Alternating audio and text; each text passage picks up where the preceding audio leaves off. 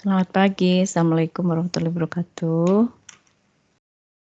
Waalaikumsalam Pagi, Bu. Selamat pagi. Pagi, Bu. Pagi semuanya, semoga sehat-sehat ya. Hari ini alhamdulillah kita bisa diberikan kesempatan untuk ketemu lagi dan melanjutkan topik bahasan untuk perkuliahan sosial budaya pembangunan ya. Slide-nya sudah saya share. Selain saya share materi pada hari ini juga saya share untuk yang slide tugas ya. Saya coba tayangkan dulu. Kenapa saya harus share kembali? Ada info yang penting yang saya harus sampaikan pada Anda berkaitan dengan link ya, link yang tersedia untuk pengumpulan tugasnya. Oke, sudah bisa dilihat belum? Sudah, Ibu. Oke. Suara saya aman? Terdengar? Jelas? Terdengar jelas. Bu. Oke. Baik. Nah, jadi kan sebelumnya saya informasikan kalau saya sudah menyediakan linknya di Siakat mulai dari minggu lalu ya. Dan batas maksimalnya di minggu ke-7 gitu ya. Nah, saya juga sediakan link di MS Team gitu ya. Jadi silakan Anda bisa gunakan yang mana saja gitu ya. Mau di MS Team boleh. MS Team baru tersedia mulai dari minggu ini. Anda bisa lihat tadi saya sudah lihat sudah muncul gitu ya notification-nya atau pemberitahuannya. Jadi silahkan yang lebih mudah yang mana. Kelihatannya sih MS Team ya, karena kemarin ada mahasiswa dari kelas yang lain mengalami kesulitan pada saat akan mengupload ke Siakat. Jadi dia harus mengkonversi ke PDF. Karena saya mintanya di Word waktu itu ya. Jadi tidak disediakan dua alternatif antara PDF atau Word ya, Word Docs ya. Jadi mahasiswa harus mengumpulkan dalam bentuk Word. Nah itu mereka mengalami kesulitan karena ternyata harus dikonversi dulu ke PDF, lalu dikonversi ulang ke Word, baru bisa masuk ke Siakat. Saya juga nggak tahu kenapa seperti itu.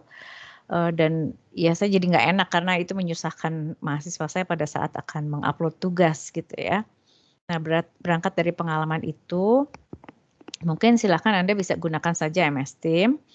Dan di sini saya berikan keleluasaan untuk mengumpulkan dalam format dipilih ya, salah satu bisa dalam bentuk PDF, bisa dalam bentuk Word Doc gitu ya. Jadi mungkin kalau saya lebih cenderung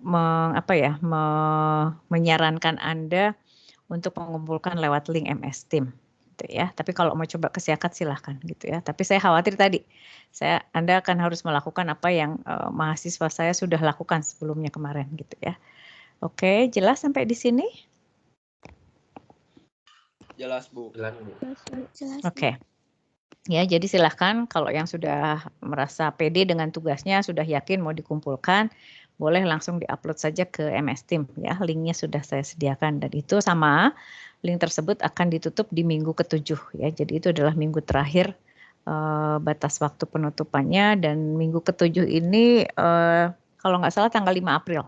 Tanggal 5 April hari Selasa juga dan saya berikan waktu sampai jam 9 ya, 9 malam 21.00. Oke, jadi masih cukup lama ya. Oke, itu yang berkaitan dengan tugas ya. Makanya kenapa kemarin saya sampaikan kembali slide-nya gitu ya, jadi perubahan di situ. Oke. Baik, sebelum mulai materi hari ini mungkin ada yang mau ditanyakan berkaitan dengan apa yang sudah kita bahas minggu lalu berkaitan dengan kebudayaan sebagai sebuah sistem dan bagaimana kebudayaan atau kehidupan sosial itu sifatnya dinamis. Enggak, silahkan kalau ada yang mau ditanyakan dulu.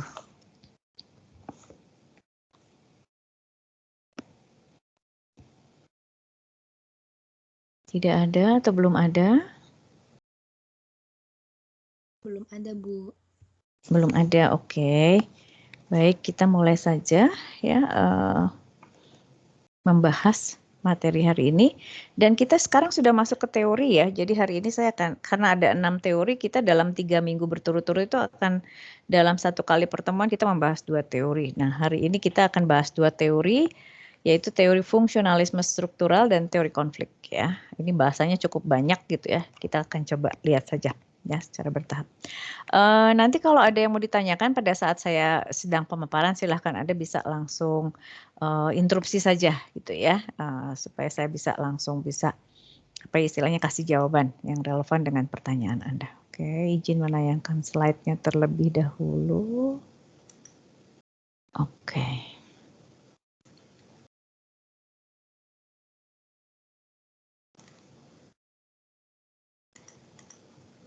Sudah bisa terlihat tampilan slide-nya oleh Anda? Sudah, Bu. Terlihat, Bu. Sudah ya. Oke. Baik, kita akan mulai dulu membahas dua teori ini dan kita mulai dari teori fungsionalisme struktural. Ya. Oke. Pernah dengar nggak teori ini sebelumnya? Kalau Anda pernah belajar sosiologi mungkin di SMA pernah, bisa jadi pernah tahu teori ini. Ada yang pernah dengar mungkin sebelumnya? Sebelum ketemu sama teori ini hari ini? Ada yang udah pernah tahu? Belum, Bu. Belum, oke. Belum pernah? Waktu SMA, Bu, cuma lupa lagi alur penjelasannya seperti apa gitu. Oh, tapi sempat dikasih materi ini pas di SMA? Iya, Bu, sosiologi. Oh, oke. Ya, baik. Jadi yang belum kenal saya coba perkenalkan, bagi yang sudah pernah dulu berkenalan saya akan merefresh memori Anda kembali. Mudah-mudahan bagi yang sudah diperkenalkan bahasan saya tidak nyeleneh jauh dari itu gitu ya. Oke. Kita mulai dari esensi fungsionalisme struktural ya. Jadi judul teorinya fungsionalisme struktural gitu ya. Masih ingat kemarin yang disebut dengan struktur itu apa?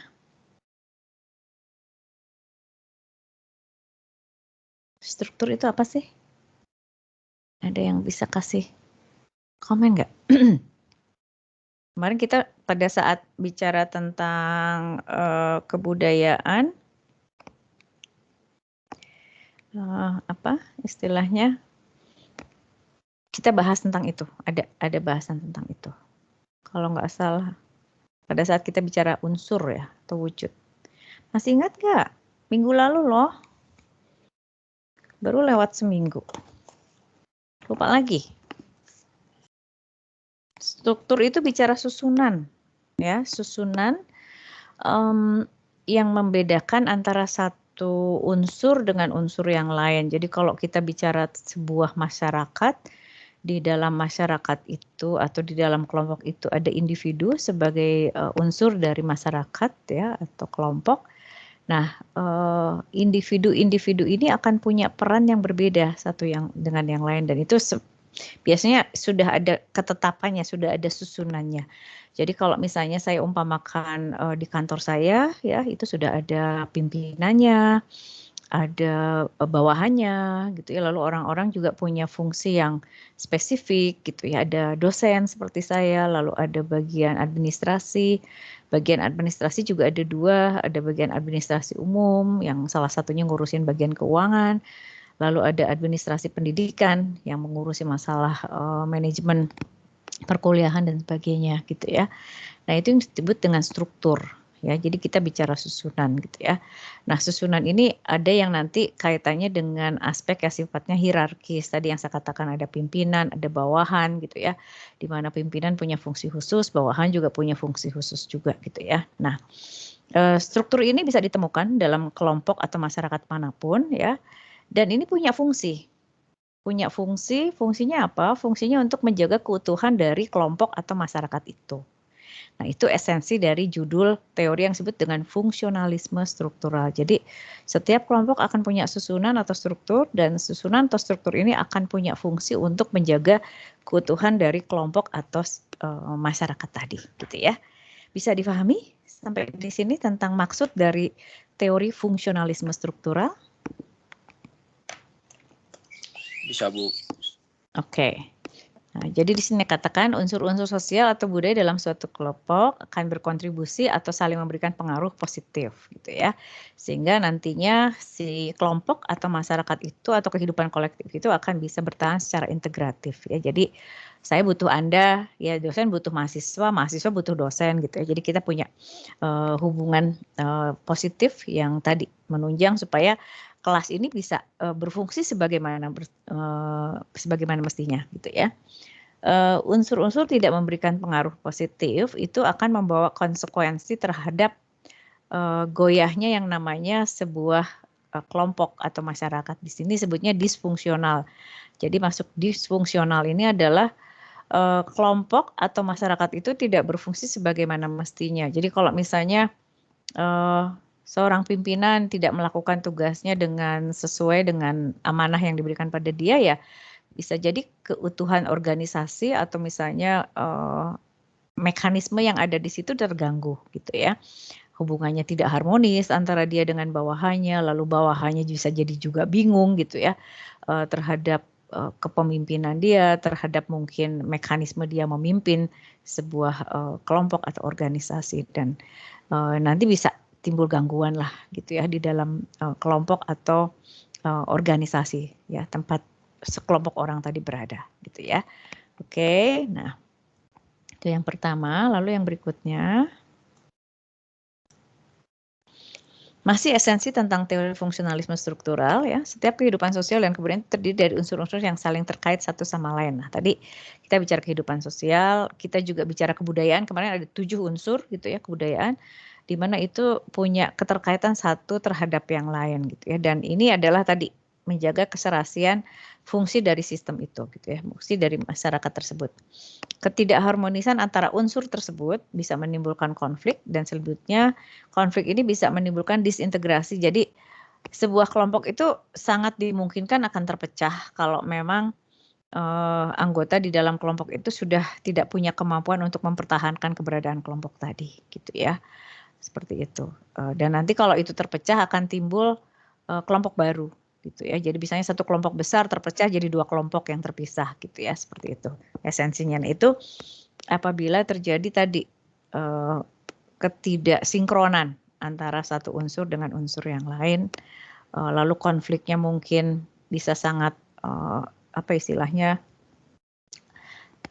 semakin tajam gitu ya, lalu orang sudah tidak bisa dipersatukan lagi gitu ya, sehingga akhirnya menimbulkan disintegrasi, jadi tidak terintegrasi lagi kelompoknya, dan ini sangat rentan untuk terjadinya perpecahan gitu ya. Oke.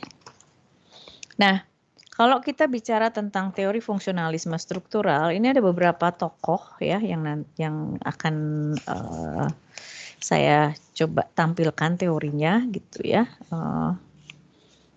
Nah, ini ada teori fungsionalisme struktural klasik, ada 3 ahli, lalu nanti ada fungsionalisme struktural yang lebih terkini gitu ya, ada 1 ahli. Oke, kita mulai dari ahli pertama.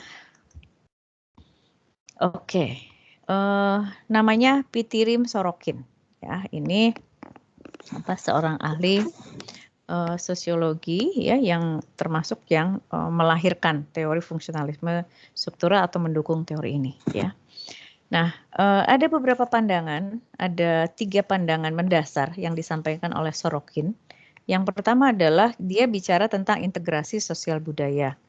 Lalu yang kedua dia bicara tentang perubahan sosial budaya.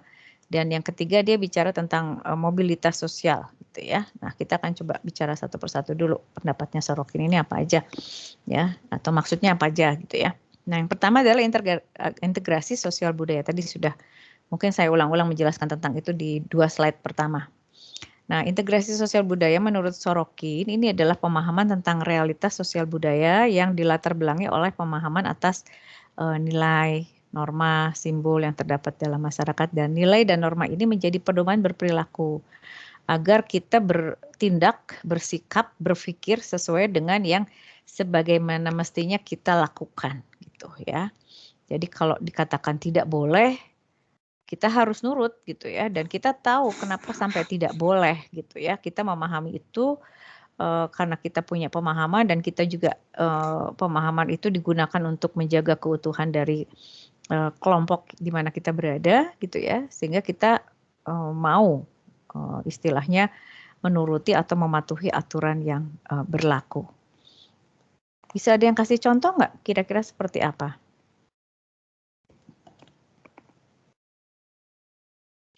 Misalnya, atau tentang apa misalnya?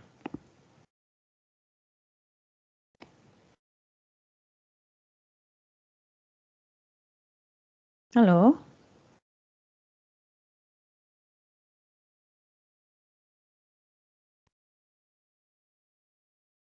Halo, ada yang bisa kasih contoh nggak?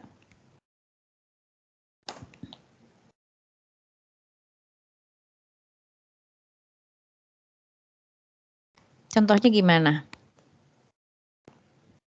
Boleh nggak Anda tidak mematuhi peraturan lalu lintas? Contohnya Tidak, Bu. misalnya. Tidak boleh. Tidak, Bu. Kenapa enggak? Kenapa nggak boleh? Dapat membahayakan pengendara lain, Bu.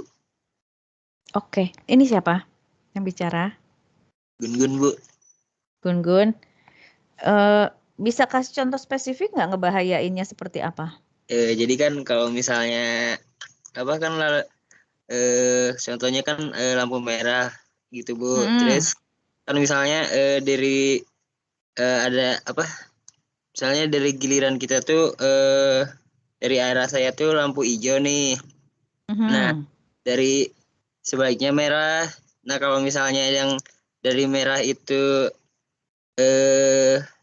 nerobos, jadinya tuh jadinya malah terjadi tabrakan, Bu. Kan soalnya harusnya yang merah itu berhenti. Oke, berarti kita suka nggak suka, mau tidak mau harus patuh dengan itu, betul nggak? Ya, Bu, demi keselamatan juga. Oke. Demi keselamatan pihak lain dan kita juga nggak mau dicelakakan sama pihak lain kan. Misalnya gini, Gun-gun berada di posisi lampunya nyalanya hijau. Berarti kan Gun-gun punya hak untuk istilahnya kalau Anda pakai motor, Anda boleh istilahnya menjalankan motor Anda. Tapi kebetulan misalnya di sisi yang harusnya lampunya merah, ada seseorang yang pakai motor juga melakukan hal yang sama. Nah, bisa jadi dia mencelakakan Gun-gun gitu ya. Atau sebaliknya kalau Gun-gun nggak mematuhi tadi yang lampunya lagi merah, Gun-gun akan nabrak orang. Nah, itu yang dimaksud dengan integrasi di sini. Jadi kita menjaga keutuhan dalam artian ya kita nggak nyelakain orang lain nggak nyelakain kita gitu. Jadi kita esensinya harus saling menjaga. Makanya dibuat aturan. Kenapa harus ada aturan lalu lintas gitu ya? Kayak misalnya, kenapa nggak boleh berhenti sembarangan? Kenapa letter P itu P dicoret itu hanya boleh parkir sebentar gitu ya. Stop sebentar boleh, tapi nggak boleh selamanya gitu ya. Yang lebih saklek lagi misalnya S dicoret, itu sama sekali nggak boleh stop. Tapi kita lihat istilahnya suka ada terjadi dan akibatnya apa? Macet gitu ya. Karena polisi pasti sudah menentukan atau pihak dinas perhubungan sudah menentukan, oh kenapa di sini nggak boleh orang berhenti berkendara gitu. Oh karena di sini rawan macet, jalannya sempit, deket belokan misalnya begitu ya. Jadi fungsi aturan atau simbol atau nilai tertentu, tadi simbol misalnya P dicoret, S dicoret gitu ya. Itu ada maknanya gitu dan kalau kita mematuhi itu berarti kita menjaga agar orang lain yang menggunakan fasilitas publik yang sama, jalan juga gitu ya di sini salah satunya supaya merasa nyaman juga gitu. Kan nggak nyaman kan kalau kita terhambat, apalagi kalau kita ditabrak atau kita nabrak orang gitu ya. Paham Gun-gun sampai di sini? Kasih ya atas Ya, Bu, paham. komentarnya. Yang lain mungkin ada yang mau ditanyakan? Ya, jadi itu tentang integrasi sosial ya. Yang kedua tentang perubahan sosial budaya. Pola perubahan sosial budaya ini bersifat seperti siklus kalau menurut Sorokin. Jadi ini akan bisa berulang gitu. Jadi kalau dulu pernah terjadi lalu itu berlalu, nah kita akan balik lagi ke situ gitu ya, seperti itu. Jadi fenomena ini dinamakan berulang berubah atau seperti tadi ya. Sekarang kan kita dihimbau untuk bisa pernah dengar konsep 3R enggak?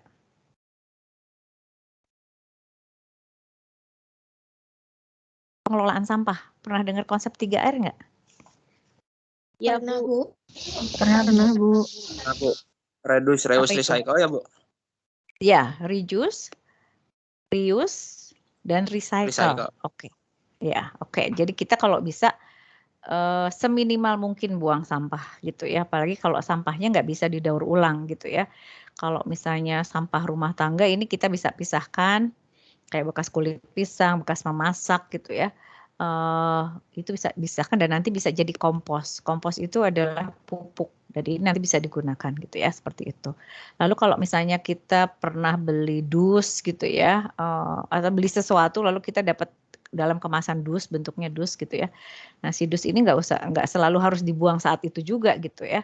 Tapi bisa jadi mungkin kita simpan nanti kita bisa gunakan kembali gitu ya. Jadi tadi mengurangi produksi sampah, menggunakan kembali ya istilahnya mereuse ya atau merecycle. Merecycle itu maksudnya begini. Jadi kayak misalnya dus atau mungkin kertas gitu ya bisa kita kumpulkan lalu nanti ada di tempat-tempat tertentu yang memang menawarkan jadi nanti ini bisa dibikin kertas lagi gitu ya. Jadi kalau misalnya bekas kertas itu bisa nanti dibuat kertas lagi jadi istilahnya mungkin kalau Anda pernah dengar recycle paper. Jadi paper yang dari produk recycle. Jadi bekas kertas dibuat bubur lagi lalu diproduksi jadi kertas lagi. Nah, ini supaya alam kita lebih lebih bisa terjaga gitu ya. Kita tidak menimbulkan kekotoran tapi juga menimbulkan dampak yang negatif ya terhadap lingkungan hidup kita. Nah, dulu saya masih ingat pada saat saya kecil kalau nganterin ibu saya belanja ke pasar, beliau biasanya bawa keranjang gitu, bawa keranjang sendiri dan keranjangnya ini biasanya dibuatnya dari rotan kalau dulu gitu ya.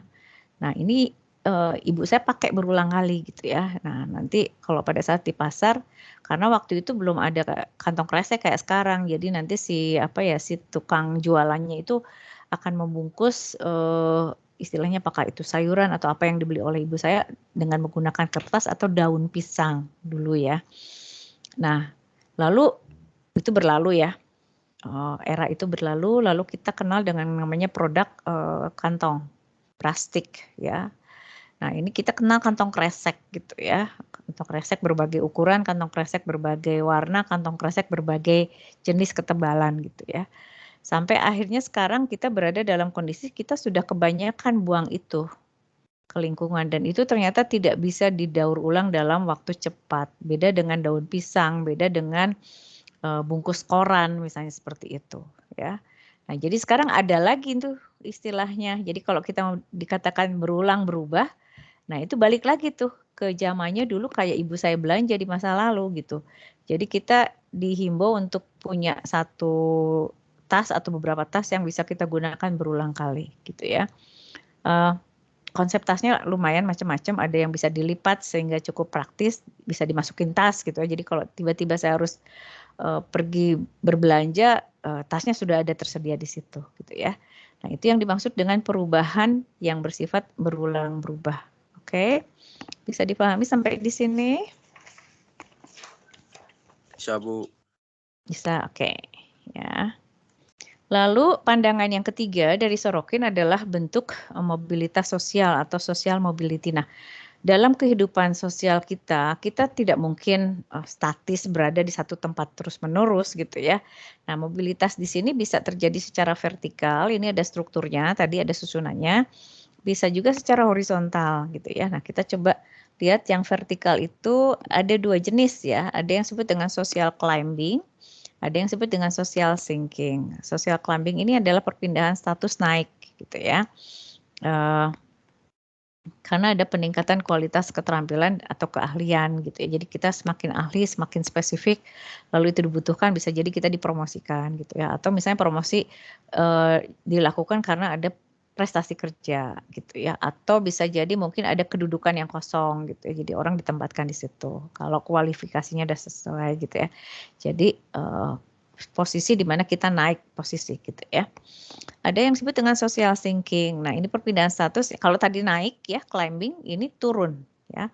Turun itu bisa jadi turun itu jangan selalu diklasifikasikan sebagai hal yang negatif. Oke, itu salah satunya. Jadi bisa jadi orang diturunkan pangkatnya karena dia melakukan pelanggaran hukum misalnya atau etika gitu ya. Terbukti lalu dia dijatuhi sanksi gitu ya. Nah, tapi ada juga di mana orang mengalami penurunan status karena dia memang sudah waktunya untuk berhenti bekerja atau masuk masa pensiun atau purna bakti. Di mana nanti dia sudah nggak punya hak lagi untuk kerja di tempat itu, gitu ya. Nah, itu juga masuk dalam klasifikasi social sinking. Jadi tidak harus selalu bicara negatif. Orang menjadi pensiunan juga itu masuk orang yang tadinya punya peran, sekarang jadi nggak punya peran gitu ya. Oke, itu yang mobilitas vertikal. Sekarang ada mobilitas yang sifatnya horizontal, yaitu perpindahan seseorang ya, istilahnya biasanya ini lebih ke mobilitas secara geografis. Jadi misalnya seseorang dipindahkan dari Jakarta ke Bandung, tapi dia nggak naik pangkat, dia tetap di posisi yang sama gitu ya. Kenapa harus pindah? Bisa jadi karena alasan pernikahan, bisa jadi karena alasan-alasan yang lain gitu ya. Tapi yang jelas di sini posisinya tetap sama di posisi yang sama. Cuma dia pindah domisili misalnya gitu ya. Nah itu adalah contoh horizontal gitu ya. Atau bisa jadi dia dipindahkan lintas bagian, lintas bidang gitu ya. Tapi tidak dibarengi dengan promosi. Itu adalah mobilitas horizontal gitu ya. Nah, pertanyaan dari saya sekarang, mungkin nggak seseorang mengalami dua-duanya? Sekaligus, mobilitas vertikal dan horizontal. Mungkin Bu, bisa saja. Mungkin, oke. Ini siapa yang bicara? Yanuar Bu. Yanuar, oke. Kenapa alasannya bisa? Contohnya seperti apa coba, Yanuar?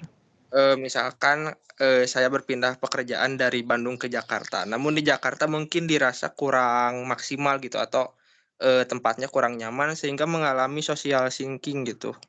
Jadi kualitasnya menurun. Oke. Jadi Anda pindah domisili ya, jadi Anda dipindahkan dari tempat kerja Anda di Bandung ke Jakarta, lalu Anda mengalami penurunan performa kerja gitu ya. Oke. Terima kasih Yanuar. Oke, yang lainnya mungkin ada yang bisa kasih contoh?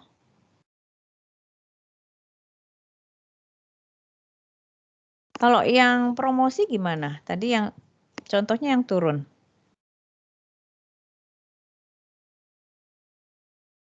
Ada yang ini enggak? Bisa kasih contoh promosi. Ya, jadi misalnya gini, sebuah bank, ya kantor cabang pembantu misalnya ya di Tasik gitu ya, itu posisinya kosong, gitu ya. Lalu di kantor cabang utama di Bandung dari bank yang sama itu ada orang yang memang sudah waktunya dipromosikan.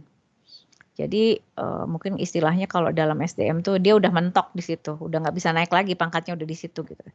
Nah jadi dia akhirnya dipindahkan ke Tasik, kantor cabang pembantu Tasik untuk jadi KCP ya, jadi ketua KCP-nya gitu ya, seperti itu. Nah itu menunjukkan adanya mobilitas horizontal, dia pindah domisili dari Bandung ke Tasik gitu ya, lalu dia mengalami social climbing, dipromosikan gitu ya. Oke, jadi bisa tadi seperti yang dikemukakan oleh Yanuar atau yang barusan saya kemukakan. Oke, bisa difahami 3 pandangan mendasar dari Sorokin tentang teori fungsionalisme struktural? Bisa Bu. Bisa, oke. Saya masuk ke ahli yang kedua, George Homans ya. Homans ini punya ada cukup banyak pandangannya. Ada 5 pandangan ya dari Homans. Kita mulai dari yang pertama ya. Pandangan Homans yang pertama adalah dalam kehidupan sosial itu kita bisa, itu dianggap sebagai sebuah sistem ya, sistem sosial, dan di situ kita bisa temukan unsur-unsur atau elemen yang saling mengkait satu sama lain yang tadi punya fungsi untuk apa istilahnya menjaga keutuhan dari sistem secara keseluruhan gitu ya. Nah, itu bisa berkaitan dengan yang disebut aktivitas anggota di dalam kelompok, lalu interaksi antar anggota di dalam kelompok, lalu solidaritas, maksudnya solidaritas tadi kita harus berempati dengan kondisi orang lain gitu ya. Kalau kita melakukan ini apakah orang lain akan terganggu gitu ya atau tidak gitu ya, sehingga kita nanti dalam proses pengambilan keputusan kita sangat mempertimbangkan itu gitu ya. Lalu norma yang dijadikan pedoman perilaku. Jadi keempat hal itulah gitu yang akan berdampak pada tadi fungsionalismenya sebuah sistem, sebuah kelompok. Lalu yang kedua, sebuah sistem itu akan punya mekanisme internal dan mekanisme eksternal. Jadi kita di dalam sistem itu ada aturan yang memang mengikat secara internal, apa yang boleh, apa yang tidak boleh, tapi juga ada aturan yang menjembatani atau memfasilitasi bagaimana kita berinteraksi dengan orang lain atau berinteraksi dengan orang di luar dari kelompok kita gitu. Jadi dalam keseharian kita melakukan keduanya gitu ya. Nah, itu bicara tentang ketergantungan dalam hubungan timbal balik ya yang akan berpengaruh terhadap perasaan seseorang misalnya gitu ya, atau juga aktivitas seseorang. Tadi misalnya contohnya kenapa kita harus mematuhi aturan lalu lintas, karena tadi kalau kita tidak mematuhi akan ada seseorang atau mungkin sekelompok orang yang akan dicelakai oleh kita, dan itu suatu kondisi yang tidak baik gitu ya, atau sebaliknya kita akan celaka karena perilaku orang lain gitu ya. Oke. Lalu pandangan yang ketiga, norma merupakan bagian dari budaya terpenting. Nah, kenapa dikatakan terpenting? Karena ini adalah rambu, ini adalah aturan main gitu. Jadi kalau kita ingin berada dalam suatu kondisi yang nyaman, di mana orang lain juga merasa nyaman, kita juga merasa nyaman, ya tadi ikuti aturannya gitu, ikuti aturannya, karena aturan dibuat bukan tanpa sebab gitu ya, pasti ada filosofinya, ada dasarnya gitu ya. Lalu yang keempat, ada elemen dasar dalam aktivitas kelompok ya, agar sistem itu terintegrasi gitu ya. Tadi misalnya tergantungan timbal balik ya di antara orang-orang yang ada dalam satu kelompok, lalu ada perasaan untuk bisa saling melindungi satu sama lain, lalu ada aktivitas juga yang menunjang pada itu gitu ya. Ada interaksi di antara kita gitu ya, seperti itu. Oke.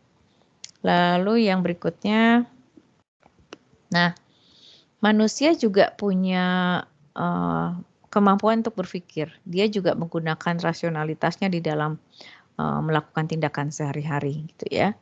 Nah di sini diurai ya, ada 4 hal ya. Yang pertama, setiap tindakan selalu diperhitungkan nilai dan fungsinya. Karena bisa jadi mungkin ada tindakan di mana kita mempertukarkan sesuatu. Jadi kalau misalnya kita ingin dipromosikan, ya kita harus menunjukkan kalau performa kerja kita baik gitu ya. Supaya orang juga punya landasan, oh kenapa Bu Arun harus dipromosikan misalnya, kenapa Bu Arun harus dinaikkan pangkatnya gitu ya, atau dikasih kompensasi lebih dibandingkan sebelumnya. Nah, ada dasar-dasar yang bisa digunakan untuk mengakomodir itu gitu ya. Lalu yang kedua, proses pertukaran sosial budaya melibatkan aspek kegiatan yang namanya interaksi, lalu ada perasaan tertentu, sentimen di sini ya, dan juga integral dalam artian perasaan yang secara erat berhubungan dengan kemampuan kita untuk melihat seseorang apakah dia layak untuk dipromosikan atau sebaliknya tadi gitu ya, untuk diberikan sanksi gitu ya. Lalu yang ketiga, disintegrasi kelompok terjadi karena proses pertukaran yang tidak terjadi dengan baik. Nah, jadi perpecahan kelompok atau konflik antar anggota kelompok itu bisa jadi karena tidak semua orang bisa menguasai aset gitu ya. Setiap orang akan punya kesempatan yang berbeda untuk bisa memperoleh akses terhadap aset yang ada gitu ya, atau kesempatan yang ada, sehingga akhirnya orang bisa jadi salah paham, orang bisa merasa cemburu dengan orang lain gitu ya. Dan itulah yang bisa menjadi bibit gitu ya, atau fondasi terjadinya perpecahan atau konflik tadi. Lalu ada proses institusionalisasi, yaitu melembagakan nilai sebagai pola dalam organisasi secara tetap. Nah, ini berkaitan dengan apa yang kita singgung minggu lalu, berkaitan dengan bagaimana budaya dipelajari, termasuk aturan dipelajari gitu ya. Jadi ada proses internalisasi, ada proses sosialisasi, ada proses enkulturasi kalau Anda masih ingat gitu ya. Ada 3 fungsi itu yang terjadi di dalam diri masing-masing anggota sebuah masyarakat, sehingga nanti akhirnya dia punya kesadaran baik secara rasional maupun secara istilahnya insting ya, apa yang harus dia lakukan, apa yang sebaiknya tidak dia lakukan gitu ya. Dan acuannya jelas, ada aturan hukumnya, ada nilainya gitu, ada normanya. Oke. Bisa dipahami sampai di sini?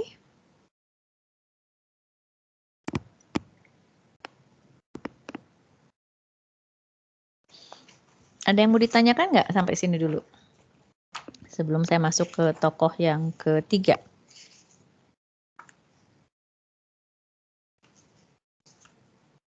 Halo, belum? Belum, Bu. Oke. Baik, saya lanjut ke tokoh ketiga yang mendukung teori fungsionalisme struktural klasik, yaitu Talcott Parsons ya. Parsons ini terkenal dengan skema agil ya. Agil itu singkatan A-nya adalah adaptation, G-nya itu adalah goal attainment, I-nya adalah integration dan L-nya adalah latensi gitu ya. Jadi adaptasi di sini berkaitan dengan kita nanti lihat satu persatu. Jadi adaptasi di sini ada organisme perilaku, ada sistem ekonomi. Lalu kita bicara goal attainment di sini ada sistem kepribadian, sistem pemerintahan atau politik ya. Lalu kalau kita bicara integrasi, kita bisa bicara tentang sistem sosial, lalu komunitas kemasyarakatan baik secara hukum maupun norma. Lalu ada latensi ya, sistem kultural, sistem fiduciary ya. Ini berkaitan dengan lembaga keluarga, sekolah, agama yang tadi ya melakukan fungsi-fungsi seperti sosialisasi gitu ya yang nanti berkaitannya dengan proses enkulturasi. Oke, nah keempat aspek ini saling ada keterkaitan satu dengan yang lain. Kita coba pahami dulu satu persatu ya. Adaptasi itu berkaitan dengan proses bagaimana kita bisa menyesuaikan diri dengan lingkungan. Ya, ini sebuah proses yang bisa jadi tidak mudah dan ini butuh waktu yang tidak sebentar. Dan kita sebagai anggota masyarakat senantiasa akan melakukan proses ini secara bertahap, gitu, ya. Lalu ya tadi misalnya kalau aturan berubah ya kita akan dikasih sosialisasi, lalu kita harus memahami aturan yang baru dan pada akhirnya secara bertahap kita harus menerima keberadaan aturan baru tersebut, gitu ya. Lalu ya kayak sekarang misalnya kalau kita pergi untuk berbelanja ke supermarket gitu ya, ada aturan baru di mana kita harus dicek suhu tubuhnya, terus kita harus scan barcode lewat aplikasi Peduli Lindungi gitu ya, seperti itu. Nah itu adalah perubahan ya, perubahan situasi di mana kita harus menyesuaikan diri atau beradaptasi dengan itu. Sehingga kita harus download aplikasi Peduli Lindunginya, lalu kita juga harus menjaga kondisi badan kita supaya tetap sehat dan diizinkan untuk melakukan aktivitas keluar rumah gitu ya. Oke, aspek yang kedua adalah goal attainment atau artinya adalah pencapaian tujuan ya. Nah, di dalam sebuah kehidupan bermasyarakat atau berkelompok pasti ada tujuan tertentu yang ingin kita capai. Apakah itu tujuan pribadi kita atau tujuan kelompok atau tujuan yang diselaraskan antara tujuan pribadi dengan kelompok ya. Keseharian kita akan berkaitan dengan itu gitu ya. Anda hadir di perkuliahan pagi hari ini juga pasti ada tujuannya, nggak asal hadir di situ gitu. Dan ini bisa jadi adalah tidak semata-mata menggugurkan kewajiban, tapi ada hal yang perlu Anda istilahnya saya pengen tahu gitu ya. Saya ingin tahu dari sisi secara sosial budaya bagaimana sih kita melihat sebuah mekanisme kehidupan misalnya seperti itu. Itu salah satu tujuannya gitu ya.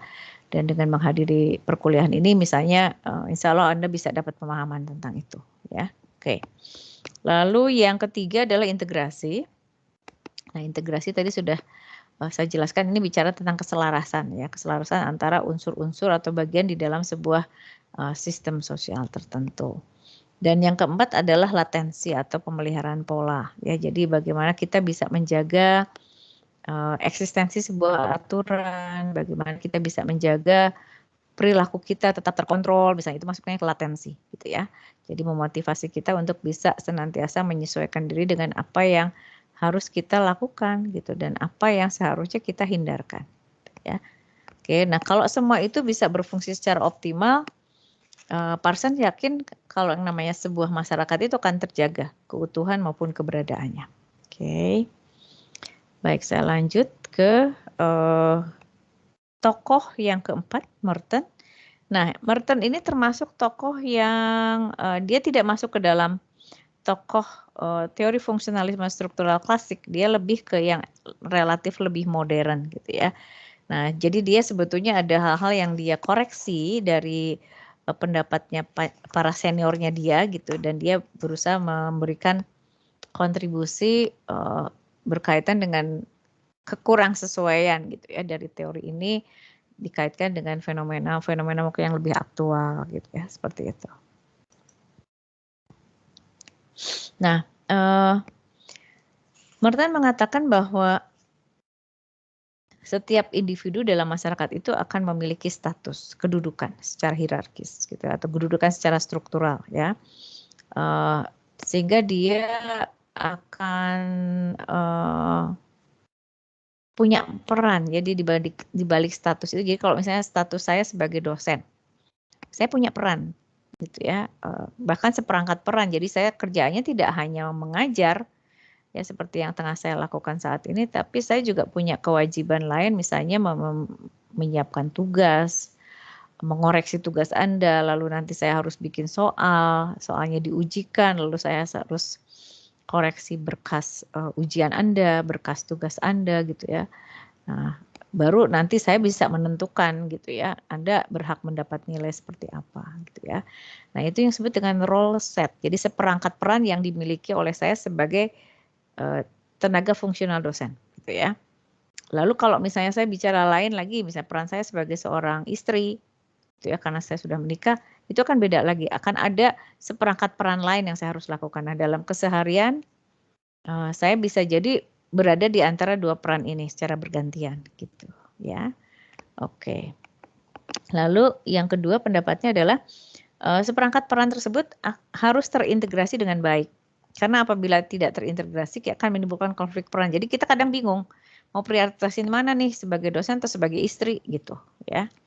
Di situasi tertentu mungkin saya harus prioritaskan posisi saya sebagai istri, tapi di situasi yang lain mungkin saya harus prioritaskan posisi saya sebagai seorang dosen gitu. Sehingga saya harus bisa menimbang-nimbang bagaimana nih caranya supaya tidak timbul konflik dengan atasan saya kalau di kantor atau dengan kolega kerja saya atau di kantor. Di sisi lain juga saya nggak mau punya konflik dengan suami saya misalnya gitu atau anggota keluarga yang lain seperti itu. Nah, kita akan dengan proses kehidupan yang kita jalani sehari-hari kita jadi punya kemampuan nantinya untuk bisa menganalisis dan akhirnya mengambil sebuah keputusan. Saya akan bersikap seperti apa gitu ya di dalam proses kehidupan saya sehari-hari. Nah, itu menjadi pendapat penting dari seorang Merton. Lalu yang berikutnya adalah strategi. Nah, jadi kalau di sini Merton sudah mulai menyoroti tentang kemungkinan timbulnya konflik dan konflik ini bisa menimbulkan perpecahan. Jadi penting sekali sebetulnya kalau kita bisa meminimalisir ini. Jadi kalau memang masih bisa diatasi, kenapa sih sampai harus timbul perpecahan? Kurang lebih esensinya seperti itu, gitu ya. Yang pertama adalah membangun intensitas keterlibatan individu dalam beragam peranan dalam kehidupan masyarakat. Jadi sebisa mungkin kita aktif berinteraksi gitu ya supaya kita juga bisa terasah kemampuannya untuk bisa memahami dan bisa berempati terhadap orang lain gitu ya. Lalu yang kedua adalah membangun sikap persaingan di antara individu yang ada tapi sifatnya positif dan konstruktif, bukan persaingan yang negatif dan cenderung menghancurkan atau menjatuhkan satu sama lain secara tidak gentle gitu ya. Jadi kalau misalnya saya mempunyai kekurangan sebagai seorang dosen, lalu dievaluasi misalnya ya, salah satunya evaluasi dari mahasiswa, oh Bu Arun tuh performanya begini gitu ya. Lalu nanti bos saya baca gitu ya, terus begitu, oh ini ngajarnya nggak becus nih Bu Arun nih gitu ya, tolong nanti semester depan kelasnya dikurangi aja, khawatir nanti kalau kebanyakan kelas dia nggak optimal, nah gitu ya. Jadi kalau itu bicara tentang kritik yang membangun gitu, bukan kritik di mana istilahnya untuk menghancurkan karir seseorang, misalnya seperti itu, gitu ya. Oke. Lalu yang ketiga, apabila terjadi konflik atas beragam peran, maka setiap anggota dalam kelompok harus segera melakukan penyelesaian konflik. Jadi kita tahu dirilah. Jadi kalau misalnya sumber konfliknya adalah saya, ya saya yang harus memulai penyelesaian itu, gitu ya. Nah, cuma masalahnya dalam realita tidak semudah itu. Tidak semua orang juga mau mengakui kesalahan kalau dia melakukan kesalahan. Biasanya dia cari orang lain gitu untuk bisa dia salahkan sebagai orang yang menimbulkan hal-hal yang tidak diinginkan gitu ya. Lalu yang keempat adalah melakukan isolasi peran sehingga istilahnya sulit diamati ya oleh orang lain yang ada dalam seperangkat peran tersebut. Jadi isolasi peran tuh ya kita harus bisa memilih dan memilah. Kapan kita harus bersikap secara profesional sebagai dosen misalnya gitu ya. Lalu tadi saya contohkan kapan juga saya harus bersikap profesional sebagai seorang pasangan atau istri gitu ya.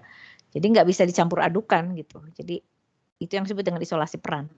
Jadi kita tanggulangi sesuai dengan kotak perannya masing-masing. Jadi nggak bisa campur adukan gitu ya.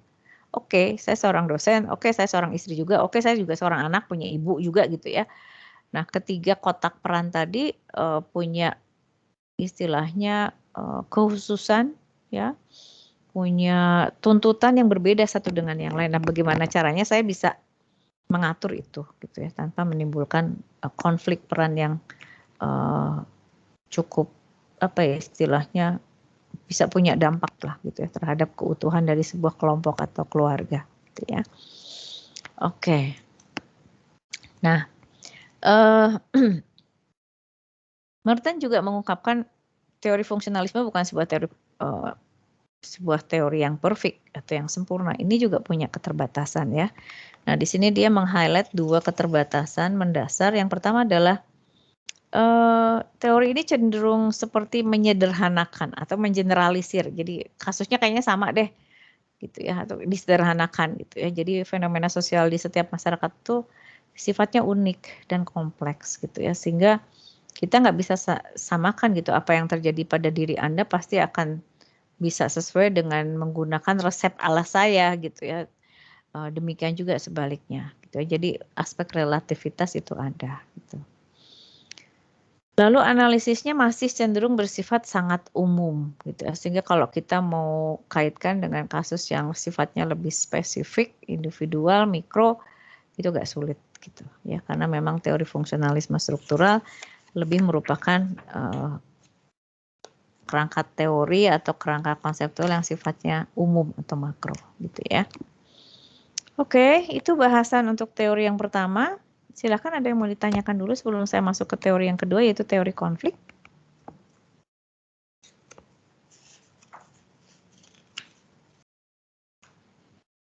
Adakah yang akan ditanyakan sampai di sini? Bisa dipahami nggak untuk teori yang pertama ini? Bisa, Bu. Bisa, oke. Saya lanjut ya. Yang kedua adalah teori konflik ya. Dan ini ada dua ahli yang nanti akan saya soroti ya. Oke, pernah dengar nama ini disebutkan? Atau pernah baca sebuah dokumen publikasi tulisan beliau?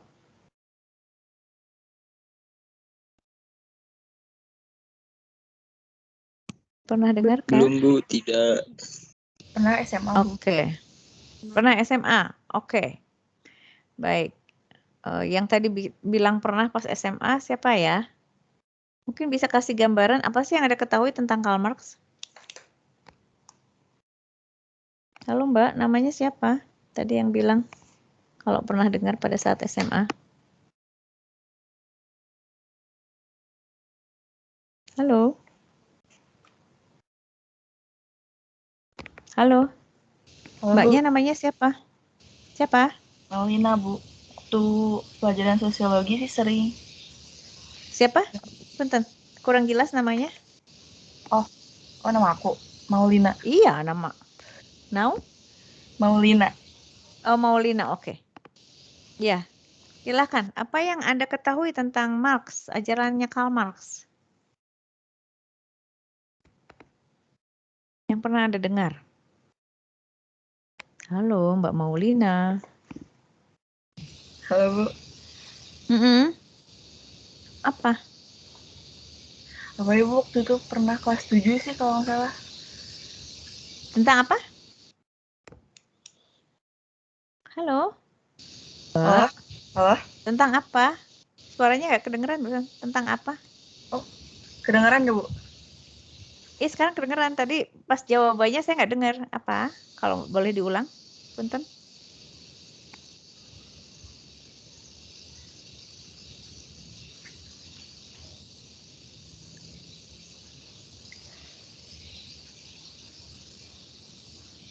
Halo, Mbak.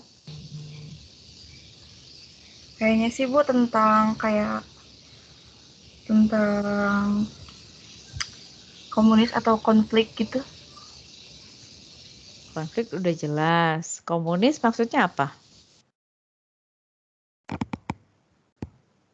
Tahu pernah dengar dari kayak guru waktu kelas 7 gitu. Oh, cuma Sering denger disebut. gitu aja. Iya. Pasti dijelaskan kan sama gurunya, mungkin lupa atau gimana? Iya, Bu, lupa. Saya pernah denger ya. Oke, makasih Mbak Maulina. Baik, saya lanjut. Ini teorinya terkenal banget gitu ya pada saat dulu. Yang saya ingat pada saat zamannya saya kuliah, itu bersamaan dengan rezim Orde Baru, kita tuh dilarang untuk baca bukunya Karl Marx ya. Itu adalah satu tindakan yang diharamkan, nggak boleh. Kalau ketahuan itu ada sanksi, ada konsekuensi hukumnya lah gitu ya.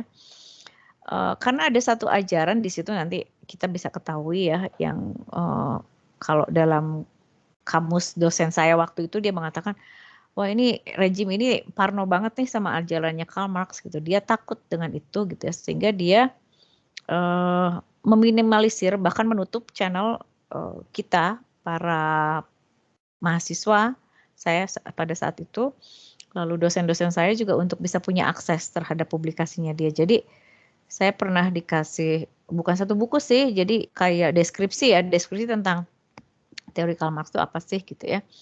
Itu lewat kakak angkatan dan dia adalah di beberapa lembar print out gitu ya. Dia bilang baca nggak apa-apa katanya gitu, tapi tolong jangan sampai disebarluaskan gitu. Jadi hanya untuk kalangan terbatas gitu ya.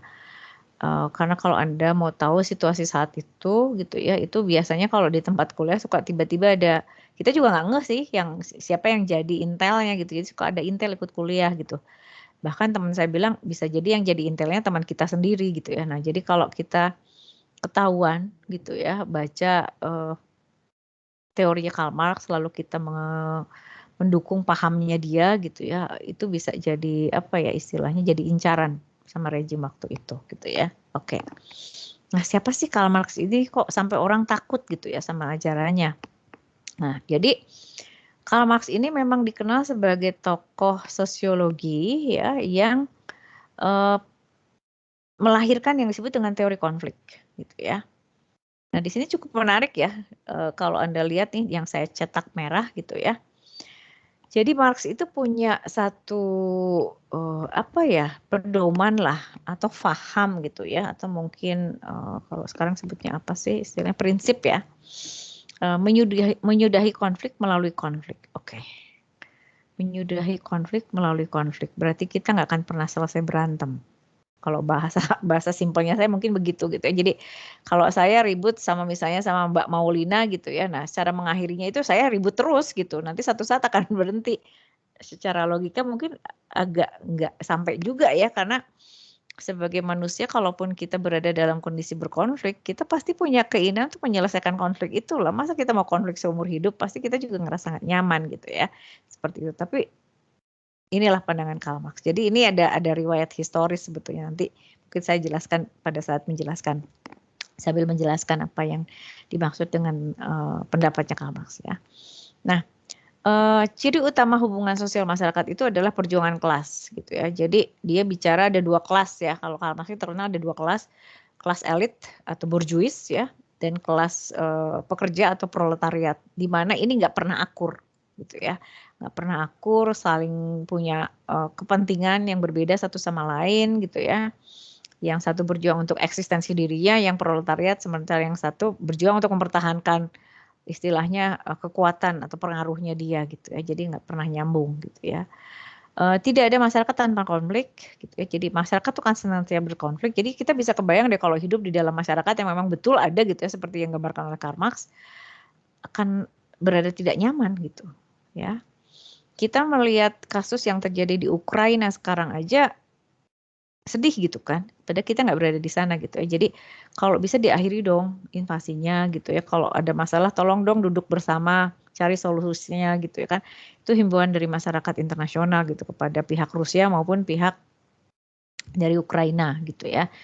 Tapi sekarang belum tercapai itu gitu ya. Jadi karena kalau kita berkonflik, apalagi kalau sudah pakai senjata melakukan invasi secara politis gitu ya, korban jiwa yang ada, dan kita bisa lihat apa yang terjadi. Rusak bangunannya, rusak juga hubungan kekeluargaan, istilahnya antar orang yang ada di situ, orang pada ketakutan, nggak tahu harus kemana gitu kan. Kita bisa melihat kehidupan yang sangat tidak nyaman gitu ya. Oke, memang ada masyarakat tidak akan pernah bebas dari yang namanya konflik, tapi kan tidak konflik terus-terusan gitu. Ada satu saat mungkin kita akan membutuhkan untuk berhenti bertikai, berhenti ribut gitu ya. Nah, seperti itu gitu ya. Yang ketiga, konflik sosial merupakan pertentangan antar segmen atau antar kelas di masyarakat untuk memperebutkan aset-aset yang bernilai materi. Nah, jadi ajarannya Karl Marx juga disebut sebagai ajaran yang materialistis gitu ya, di mana segala sesuatu diukur secara ekonomis gitu ya. Jadi kenapa pekerja berjuang? Karena dia diperlakukan tidak adil, dibayar tidak sesuai dengan ketentuan dan sebagainya. Sementara di sisi lain pihak kelompok elit atau borjuis menikmati keuntungan ekonomi secara sepihak, misalnya seperti itu gitu ya. Nah, jadi itu esensi mendasar dari ajarannya Karl Marx. Jadi ini sudah bisa mungkin Anda ketahui kenapa ajaran ini dulu dilarang gitu ya di zaman rejim Orde Baru, karena khawatir orang akan memprotes pemerintah gitu ya. Nah, ini dua kelompok yang tadi saya maksudkan. Jadi ada kelompok kapitalis atau borjuis, pemilik modal ini ya, kapitalis tuh. Biasanya dia akan menguasai aset, dia akan menguasai ini bisa berupa pemimpin perusahaan atau pemodal dan sebagainya gitu ya.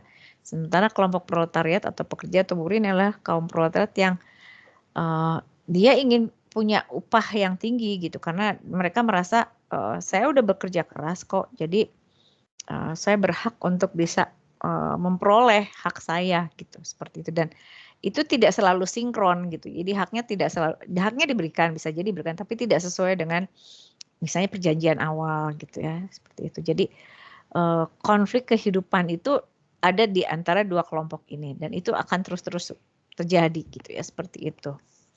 Nah, ada 8 konsep penting ya yang dilahirkan oleh seorang Karl Marx. Kita coba lihat satu persatu. Oke, ya. Oke. 4 konsep pertama.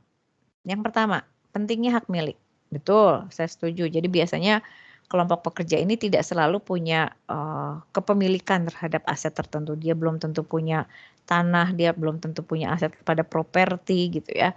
Sehingga kehidupannya ya relatif tidak terjamin lah gitu ya. Sehingga dia sangat menggantungkan pada apa yang bisa diberikan oleh kaum kapitalis, kelompok yang pertama tadi gitu ya. Seperti itu. Nah, kalau hak milik ini bisa dimiliki oleh kelompok proletariat, dia akan berada di posisi yang posisi tawar yang nggak kuat gitu. Jadi kaum kapitalis tidak akan dengan mudah mengeksploitasi dia semaunya dia gitu ya. Oke, ini make sense gitu ya.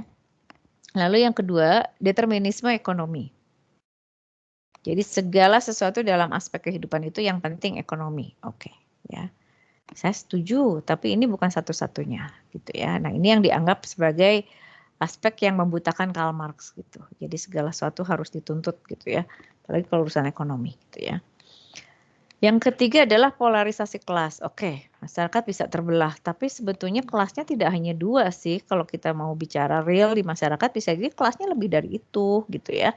Ada kelas proletariat bisa terpecah juga gitu. Yang namanya pekerja kan tidak hanya pekerja pabrik, ada pekerja yang lain gitu. Bagaimana kedudukan mereka gitu. Bisa jadi mereka mungkin punya posisi tawar yang lebih menguntungkan dibandingkan dengan pekerja gitu ya. Dan dia bisa jadi sebagai perantara untuk memfasilitasi antara kelas tadi pekerja buruh dengan pemimpin gitu, atau istilah kelas kapitalis tadi gitu. Ya, tapi yang namanya polarisasi kelas itu akan ada, gitu, akan senantiasa ada. Oke. Lalu yang keempat adalah teori nilai surplus gitu ya. Nah, mereka mengatakan bahwa kaum kapitalis itu akan senantiasa mengeksploitasi kaum buruh gitu, dan ini tujuannya untuk memperoleh profit yang setinggi-tingginya. Ada kalanya mungkin demikian, tapi tidak selalu demikian gitu ya. Jadi penilaiannya sudah sangat subjektif gitu di sini, oke, ya. Jadi yang selalu dipersalahkan itu adalah kaum kapitalis gitu ya. Sementara kaum proletariat itu adalah kaum yang selalu dibela dan harus dibenarkan. Gitu. Yang kelima adalah alienasi. Alienasi adalah keterasingan. Jadi di mana tadi misalnya seseorang tidak punya aset gitu ya, seseorang tidak punya akses gitu ya terhadap fasilitas tertentu, dan itu akan membuat dia seperti terasing, membuat dia tersingkir gitu, termarginalkan, kurang lebih seperti itu, gitu ya. Lalu yang keenam adalah solidaritas dan antagonisme kelas. Jadi ada solidaritas di dalam sebuah kelompok, lalu kelompok ini akan semakin kuat solidaritasnya karena dia punya musuh bersama gitu. Jadi ikatan di kelompok pekerja semakin kuat karena dia punya musuh bersama siapa? Penguasa, pengusaha misalnya seperti itu. Gitu ya. Jadi konsep itu ada.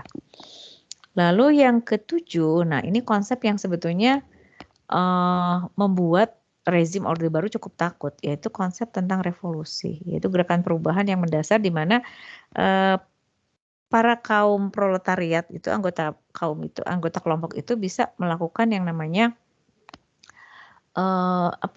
penumbangan rezim, penumbangan penguasaan gitu ya, di mana dia nanti akan jadi pemimpin yang baru gitu seperti itu. Nah, jadi ini dan itu terjadi secara cepat biasanya. Jadi orang dikudeta, seorang pemimpin dikudeta lalu nanti akan ada pemimpin baru. Nah, konsep ketujuh inilah yang sebetulnya ditakuti di rezim Orde Baru. Makanya kenapa ajarannya Karl Marx nggak boleh dipelajari secara terbuka waktu itu. Jadi waktu itu kita tahu betul kalau belajar teori sosiologi tanpa belajar teorinya Karl Marx tuh nggak marem, nggak lengkap. Ada yang kurang gitu ya, tapi nggak bisa kita pelajari karena dosennya juga takut gitu. Dan akhirnya kita belajar secara informal ya lewat kakak angkatan, kalaupun dosennya memberikan wawasan ya secara informal saja, tidak di kelas gitu ya, seperti itu. Saking menakutkannya pada saat itu gitu ya. Lalu yang ke-8 adalah terciptanya masyarakat tanpa kelas atau masyarakat komunis. Tadi mungkin yang Maulina sempat sebutkan, yang dimaksud dengan masyarakat komunis itu adalah aset-aset yang dibutuhkan orang banyak itu dikuasai semuanya oleh negara gitu. Jadi tidak ada aset-aset penting yang dimiliki oleh pihak-pihak secara pribadi gitu ya, seperti itu. Oke. Nah, jadi kalau revolusi berhasil maka hak milik pribadi lenyap, segala sesuatu akan dimiliki oleh negara sehingga nanti diharapkannya timbul masyarakat tanpa kelas ya. Dan menurut itu yang disebut dengan konsep sosialisme komunis gitu ya. Jadi yang dimaksud komunis di sini adalah segala sesuatunya itu milik bersama tapi dikoordinir oleh negara gitu. Jadi negara nanti yang akan menentukan gitu ya. Proses distribusinya seperti apa, proses penggunanya seperti apa gitu ya. Nah, inilah yang menurut Karl Marx adalah konsep masyarakat yang sangat ideal gitu ya. Cuma sekarang kita bertanya, ada nggak masyarakat komunis yang masih eksis sampai sekarang yang 100% komunis? Yang saya tahu mungkin hanya Korea Utara. Sisanya seperti Cina sekarang dia sudah mengadopsi dua pendekatan komunis dan kapitalis. Dua-duanya sudah dilakukan gitu. Ya, jadi Rusia juga sama gitu ya. Seperti itu. Bahkan beberapa negara yang merupakan pecahan dari Uni Soviet dulu ada yang sudah lebih berkiblat ke kapitalisme dibandingkan dengan komunisme atau sosialisme gitu ya. Oke. Nah, mungkin Anda bertanya, kenapa sih kok sampai pendapatnya se ekstrim ini dan kesannya tuh Karl Marx seolah-olah selalu menyalahkan kaum kapitalis dan selalu membenarkan apa yang dilakukan atau apa yang diinginkan oleh kaum proletariat. Nah, jadi ini adalah latar belakang historis sebetulnya. Jadi dia lahir di keluarga miskin di Jerman ya.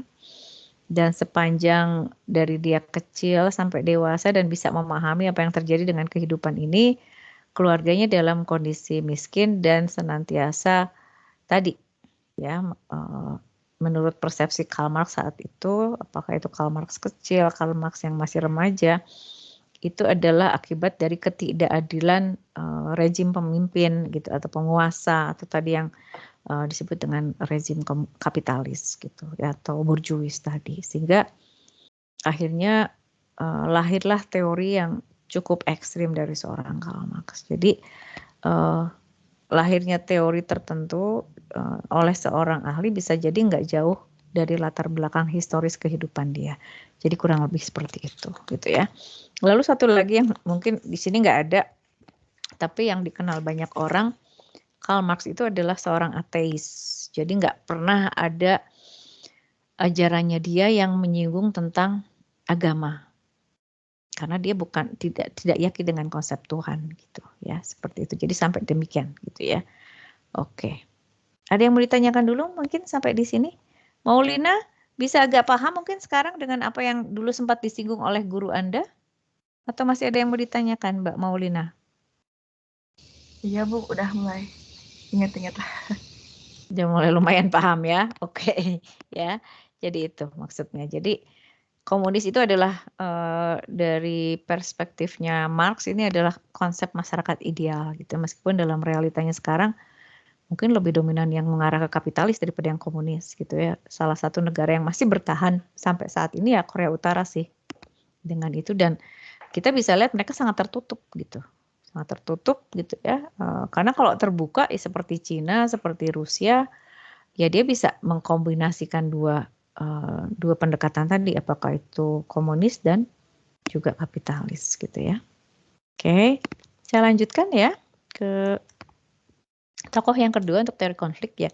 Tadi Karl Marx ya, itu bicara dari sisi ekonomis. Nah, ada satu tokoh lagi yang disebut dengan Dahrendorf ya. Ralph Dahrendorf ini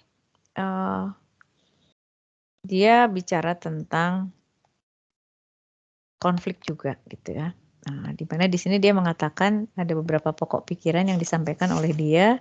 Ada 6 pokok pikiran ya. Jadi yang pertama itu proses perubahan itu nggak bisa dihindarkan gitu ya. Jadi pada saat-saat tertentu atau di sini dikatakan pada setiap saat ya, pada setiap saat kita tunduk pada proses perubahan. Jadi kayak sekarang kan kita nggak bisa, saya nggak mau pakai masker deh, saya nggak mau prokes deh, boleh kalau itu yang kita pilih gitu, tapi konsekuensinya apa? Kita sakit gitu ya. Dan kalau kita nggak hati-hati, kita akan menularkan sakit kita pada orang-orang di rumah. Yang repot siapa ya? Semua orang gitu ya. Jadi setiap saat kita harus tunduk pada proses perubahan, karena bisa jadi proses perubahan itu adalah hal yang harus kita adaptasikan, oke? Harus kita terima. Lalu Dahrendorf lebih menekankan pada aspek politis sebetulnya. Kalau tadi kan lebih ke aspek ekonomi, kalau dia lebih ke aspek politis, sehingga dia menekankan peran kekuasaan gitu ya. Jadi kenapa harus ada pemimpin? Dan dia berharap pemimpin ini adalah pemimpin yang bisa bersikap adil, baik gitu ya. Karena lewat dialah ketertiban dan keteraturan sosial itu bisa dipertahankan gitu. Jadi tapi bukan berarti untuk menggolkan agenda politisnya dia, tapi untuk kepentingan semua orang gitu ya. Nah, tesis sentral dari seorang Dahrendorf atau pendapat mendasar dari seorang Dahrendorf adalah perbedaan distribusi otoritas atau kekuasaan gitu ya. Akan selalu menjadi faktor yang menentukan konflik. Jadi kalau tadi karena akses ekonomi gitu ya, tadi misalnya penghasilannya kurang, lalu akses terhadap kepemilikan aset juga kurang. Kalau ini lebih pada biasanya orang yang menduduki jabatan tertentu itu akan cenderung bersifat otoriter gitu ya. Dan ini akan merugikan, ini akan menjadi bibit konflik gitu. Jadi bibit konfliknya karena itu ya. Nah, lalu Dahrendorf juga mengatakan jadi di dalam setiap masyarakat itu akan ditemukan dua hal, konflik dan konsensus. Jadi nggak pernah. Jadi konflik dan kesepakatan, gitu ya. Jadi orang tidak konflik terus. Orang bisa jadi nggak selalu sepakat, gitu ya. Jadi bisa jadi orang berkonflik, tapi satu saat nanti kita akan sampai pada satu konsensus bersama. Atau sebaliknya, pada saat kita punya konsensus bersama, nggak dijamin kita akan terus bersepakat. Bisa jadi satu saat kita akan berkonflik, gitu ya. Oke. Baik. Yang berikutnya adalah Dahrendorf membangun teori konflik masyarakat. Jadi teorinya adalah teori konflik masyarakat, gitu ya. Jadi masyarakat itu terdiri dari berbagai posisi di mana individu itu akan bisa menempati posisi otoritas atau subordinasi di satu unit dan menempati posisi yang subordinasi di unit lain. Jadi bisa jadi mungkin seseorang menempati posisi tertinggi di satu organisasi, jadi dia bisa jadi bos di kantornya. Tapi pada saat di rumah ya dia adalah istilahnya bisa jadi misalnya saya punya keleluasaan untuk mengatur pekerjaan saya di kantor gitu karena saya punya posisi struktural yang tinggi. Tapi setelah pulang ke rumah saya hanya seorang istri yang harus bergantung pada suami saya gitu ya untuk mengambil keputusan dan sebagainya. Nah, jadi itu yang dimaksud ya. Jadi satu posisi saya punya superordinasi Saya punya kekuasaan untuk menentukan, tapi di sisi lain saya punya subordinasi gitu ya, di mana saya bergantung pada orang lain untuk mengambil sikap. Gitu. Bisa dipahami nggak sampai di sini?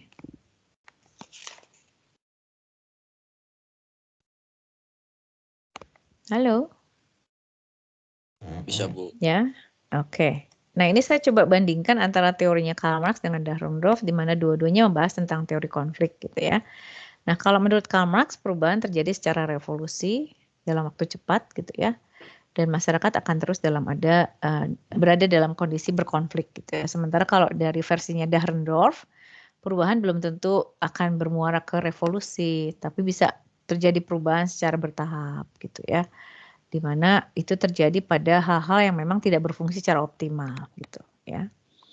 Lalu yang kedua, sumber konflik adalah kepemilikan sarana produksi dan faktor ekonomi itu dari kacamatanya Karl Marx. Sementara kalau dari kacamata Dahrendorf, sumbernya dari aspek politis atau kewenangan yang berbeda gitu ya, yang tidak dimiliki oleh semua orang. Lalu yang ketiga, ada kelompok lumpen proletariat yang akan menjadi penggerak terjadinya konflik dalam masyarakat. Lumpen proletariat itu adalah kelompok bagian dari kelompok yang pekerja gitu ya, tapi dia punya wawasan yang lebih baik gitu ya, sehingga dia biasanya menjadi perantara gitu ya. Nah, kalau dalam kacamatanya Karl Marx, inilah yang akan menjadi istilahnya penggerak ya. Jadi yang kalau misalnya akan dilakukan sebuah aksi, dialah yang menginisiasi itu gitu ya. Sementara kalau di dalam perspektifnya Dahrendorf, kelompok ini belum tentu menjadi orang yang punya pencetus konflik. Ya, bisa jadi dia ya lebih mengarah pada konsensus misalnya seperti itu gitu ya. Oke, lalu yang keempat, konflik akan berakhir bila terjadi masyarakat tanpa kelas. Itu perspektifnya Karl Marx. Sementara kalau di dalam Dahrendorf, pendapatnya Dahrendorf gitu ya, konflik terus berjalan gitu, ada setiap saat. Tapi bagaimana tadi? Karena kan kalau Dahrendorf tadi bilang ada konflik, ada konsensus. Jadi ada konflik, ada kesepakatan. Jadi ya satu saat orang akan sepakat, tapi bisa jadi di saat lain akan konflik lagi gitu. Sementara kalau Karl Marx tadi mengatakan konflik terus, konflik dilawan lagi dengan konflik yang nggak akan pernah berhenti gitu ya. Dalam realitanya kan tidak seperti itu. Oke. Nah, terakhir, apa sih yang menjadi keterbatasan dari teori konflik gitu ya?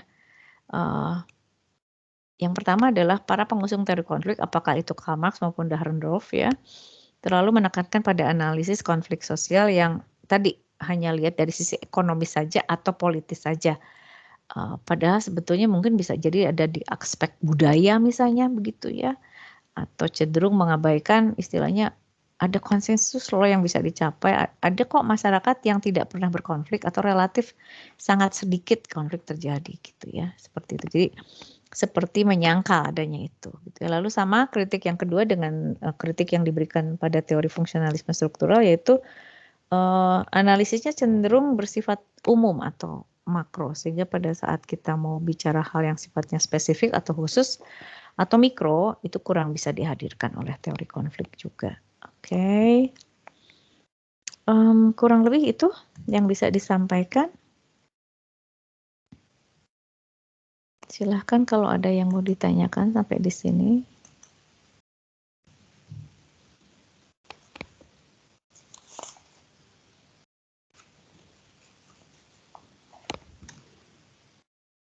Ada pertanyaan? Silahkan. Bu izin bertanya. Boleh, ini siapa? Yanuar. Oke. Gimana? Jadi kan ini saya baca di salah satu situs yang mengatakan bahwa Dahrendorf tuh memiliki pandangan bahwa masyarakat memiliki dua sisi, yaitu sisi konflik dan konsensus. Itu tuh maksudnya gimana, Bu? Tadi yang saya katakan, jadi kita nggak mungkin berkonflik terus kan, Yanuar, gitu ya. Anda kalau berselisih paham dengan seseorang, Anda bisa bertahan berapa lama? Berada dalam kondisi itu. Kurang lebih sampai damainya sih, Bu. Maksudnya sampai damai itu bisa seumur hidup Anda kan enggak juga kan? Ya enggak, Bu. Ya justru itu kan. Kalau dalam agama kita nggak boleh nggak tanyaan sama orang sampai lebih dari 3 hari kan? Batasnya di situ gitu ya Betul. kalau saya pegangannya gitu ya. Nah, berarti nggak mungkin dong istilahnya kayak pendapatnya Karl Marx yang seumur hidup kita berantem sama seseorang gitu ya. Nah, Dahrendorf berusaha mengatasi kelemahan itu. Jadi dia mengatakan kita bisa berkonflik, tapi kita juga punya kebutuhan untuk bersepakat. Mungkin konsensus bahasa lainnya bersepakat. Jadi kalau misalnya gini, Yanuar ribut sama seseorang gitu ya. Nah, pastilah ada keinginan untuk, aduh kalau bisa ini diakhiri aja deh ributnya gitu ya. Gimana caranya? Apakah saya yang harus mulai duluan, minta maaf, ataukah bagaimana gitu. Nah, jadi dalam kehidupan sosial itu kedua hal itu ada. Kita nggak mungkin nggak berkonflik gitu ya, karena bisa jadi mungkin konflik timbul karena kita kurang bisa memahami apa yang disampaikan oleh orang lain atau kita tidak bisa terima sikap orang lain terhadap kita gitu ya. Sesimpel itu misalnya gitu. Atau salah ngomong gitu ya, salah ngomong lalu kita tersinggung, baper gitu kan, ribut gitu kan. Seperti itu gitu. Nah, pasti ada rasa tidak nyaman sih gitu. Kalau saya ya kalau sama kalau dari sisi perspektif saya jadi ada rasa tidak nyaman sehingga saya terpikirkan untuk gimana caranya ya supaya kita bisa baikkan lagi gitu ya. Apakah misalnya kayaknya saya deh yang salah, udah deh saya minta maaf gitu. Akhirnya kita baikkan lagi gitu seperti itu. Jadi dalam kehidupan dua-duanya ada gitu. Gitu ya Yanuar. Yang dominan yang mana ya bergantung pada kitanya. Apakah lebih banyak ributnya atau lebih banyak sepakatnya gitu. Tapi kedua-duanya pasti akan kita alami. Baik Bu, terima Bisa kasih. sama-sama Yanuar. Yang lainnya selain Yanuar? Ibu izin bertanya. Oke, ini siapa? Firda. Firda. Ya, Iya, Bu. Firda mau tanya apa? Jadi Bu, di teori konflik ini tuh baru ada 2 gitu ya Bu, perspektif yang di Karl Bukan Marx. baru ada 2. Saya kalau mau nyantumin banyak banget juga buat apa sih gitu kan. Anda juga tambah bingung. Enggak, yang paling dominan tuh 2 orang ini. Oh, yang paling Yang dominan. paling dominan 2 orang ini karena kebetulan pendapatnya berbeda gitu. Jadi banyak sih sebetulnya, tapi kalau di teori konflik 2 ini yang dominan gitu. 2 ini yang memang secara apa ya istilahnya dari publikasi dan implementasi teorinya lebih banyak dipakai gitu. Oke? Itu Oh, iya. Firda. Ya Bu, terima kasih. Sama-sama. Jadi bukan hanya 2 tapi banyak sih gitu ya. Tapi ini yang paling dominan dibahas gitu karena apa ya? Saya nggak ingin sih istilahnya membahas tokoh yang sangat banyak lalu Anda jadinya nggak paham. Tapi mungkin saya batasi jumlahnya tapi Anda punya pemahaman yang secara esensial bisa menjelaskan apa sih istilahnya perbedaan antara konfliknya versi Dahrendorf dengan konfliknya versi Karl Marx gitu ya. Atau tadi misalnya ada 4 tokoh bicara tentang fungsionalisme struktural, tapi kita bisa lihat kan ada kemiripan di antara mereka, tapi paling ada hal-hal tertentu yang menjadi penentu pembeda di antara mereka. Mungkin itu Firda. Iya Bu, baik. Oke. Baik, selain Yanuar dan Firda mungkin ada yang mau ditanyakan dari yang lain, silahkan.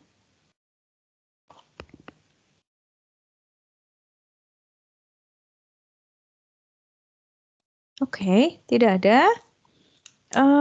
Kalau tidak ada, untuk tugas ada yang mau ditanyakan nggak? Kalau sih saya sarankan linknya ke MS Team aja deh mungkin ya, jadi nggak ke sana sini. Mudah-mudahan MS Team juga tidak sekompleks itu sih, mudah-mudahan gitu ya. Jadi Anda bisa upload apakah dalam bentuk PDF atau Word gitu.